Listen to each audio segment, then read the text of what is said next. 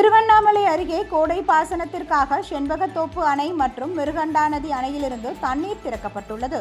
திருவண்ணாமலை மாவட்டத்தில் கோடைகால பயிர் சாகுபடி மேற்கொள்ளப்பட்டு வரும் நிலையில் கடும் வெப்பம் மற்றும் தண்ணீர் பற்றாக்குறை காரணமாக பயிர்கள் கருகும் நிலை ஏற்பட்டுள்ளது.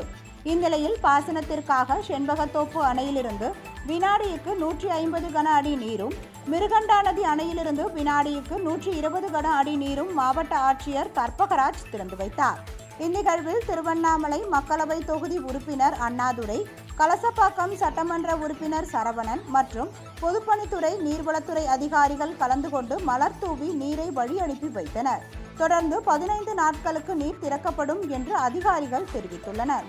செண்பகத்தோப்பு அணை நீர் மூலம் போலூர், ஆரணி, சேத்துப்பட்டு, வந்தவாசி, செய்யார் ஆகிய பகுதிகளில் உள்ள 8350 ஏக்கர் நிலங்களும், மிருகண்டாநதி அணை நீர் மூலம் 3200 ஏக்கர் நிலங்களும் பாசன வசதி பெறும் என்றும், நீரை சிக்கனமாக பயன்படுத்தி விவசாயிகள் சாகுபடி பணியை மேற்கொள்ள வேண்டும் என்றும் பொதுமக்கள் மற்றும் நீர்வளத்துறை அதிகாரிகள் கேட்டுக்கொண்டுள்ளனர்.